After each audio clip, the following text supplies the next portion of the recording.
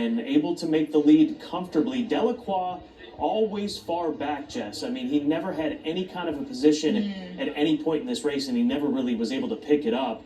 But here is Lambourn taking him into that right-handed bend, and that's it. He's never passed at any stage this point forward in the Derby.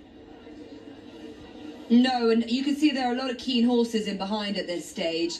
Even Damasis, who was brought to the front by James Doyle, he's racing pretty keenly. Looking in behind, Delacroix loses his position quite quickly and is shuffled right backwards. The Lion and Winter's always in a back position, but they're dawdling along at this stage. And you can see that Lambourn is in the front, has the rail. He's got Sea Scout, who's always travelling, gave Harry Davis, who had his first ride in the race today, a massive run for a long way round. Midak in his Zionist the Aga Khan's colours is in third. He's always travelling quite nicely, but right at the back, those horses just never got involved at all. You had to be in the front 4 or 5 to be getting involved in here. Damasus, I thought, was always in a nice position. I thought he was travelling well at this stage after being keen early, but his chance just seemed to go as they swung around Tattenham Corner. He just lost his balance, and potentially he didn't act on the track as well as some of the others. But Lambourn, Sea Scout, Lazy Griff back in third. That horse eventually finishes second.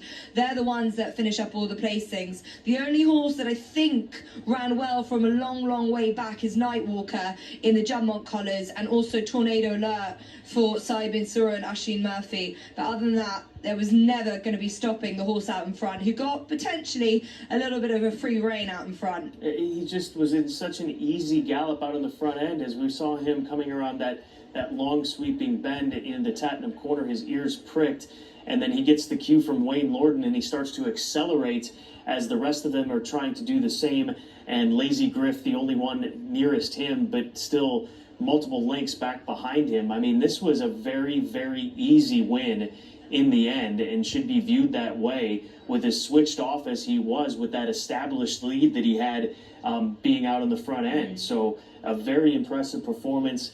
And from a handicapping perspective, in trying to dissect these races, you know, it's always such a difficult challenge when you've got Aidan O'Brien with multiple runners in a race, and you always tend to look towards Ryan Moore and his opinion and his choices that he makes. But in this instance, doesn't go in the direction of the eventual winner. He goes to Delacroix, and you can understand why. I mean, he put together such a strong performance in that Derby trial to set him up as the favorite, so that certainly would be brought into the decision-making for Ryan Moore and the Ballydoyle team. But Wayne Lorden doing what he needed to do